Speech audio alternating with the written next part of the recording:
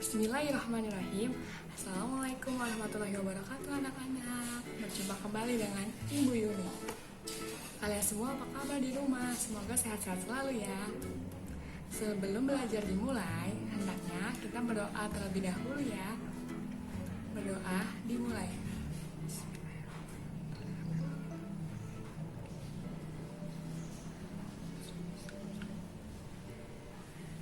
Doa selesai. Oh iya, sebelum belajar dimulai, ada yang ingat nggak ya? Minggu lalu kita belajar apa anak-anak? Ya benar, minggu lalu kita belajar tentang cerita pendek. Oke baik anak-anak, hari ini kita akan belajar tentang unsur-unsur cerita. Hayo, siapa yang bisa menyebutkan unsur-unsur cerita terdiri dari apa saja? Ya, benar. Unsur-unsur cerita terdiri dari tema, tokoh, latar, dan amanat.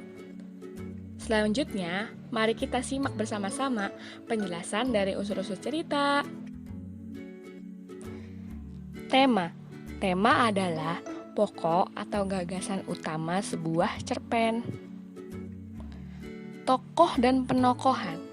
Dalam penokohan dituliskan tokoh dan watak dari tokoh. Tokoh merupakan pelaku dalam sebuah cerita. Tokoh terbagi atas tokoh utama dan tokoh tambahan. Tokoh utama merupakan tokoh yang melakukan interaksi secara langsung atau terlibat dalam konflik. Tokoh tambahan merupakan tokoh yang hanya diungkapkan dalam cerpen tanpa adanya interaksi yang dilakukan tokoh atau tokoh yang tidak terlibat dalam konflik. Penokohan merupakan watak atau karakter tokoh yang terdapat dalam sebuah cerita. Latar. Latar dibedakan menjadi 3, yaitu latar tempat, latar waktu, dan latar suasana. Latar tempat menjelaskan di mana kejadian atau peristiwa dalam cerpen terjadi. Latar waktu menjelaskan kapan kejadian atau peristiwa dalam cerpen terjadi. Latar suasana menjelaskan gambaran suasana dalam sebuah cerpen. Amanat. Amanat merupakan pesan moral yang disampaikan oleh penulis kepada pembaca melalui cerpen.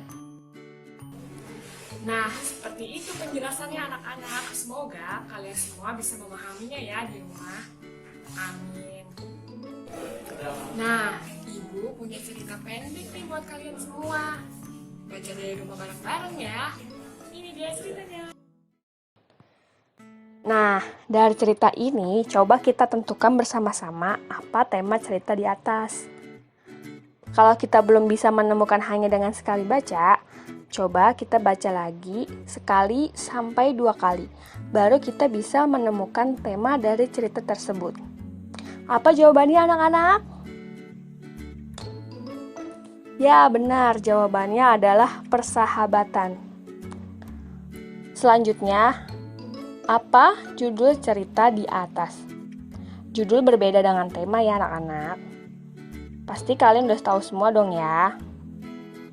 Judulnya adalah Persahabatan Tikus Kecil. Siapa tokoh utama dalam cerita di atas? Sudah dijelaskan tadi sebelumnya bahwa tokoh utama itu yang sering muncul atau yang sering dibicarakan. Siapa ya kira-kira?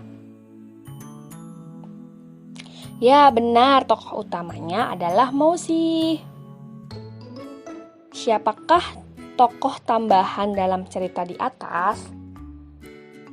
Tadi sudah dijelaskan juga ya, tokoh tambahan adalah tokoh selain tokoh utama. Berarti tokoh tambahan tersebut adalah pinter-pinter semua, yaitu Mokus dan Ayah Mokus.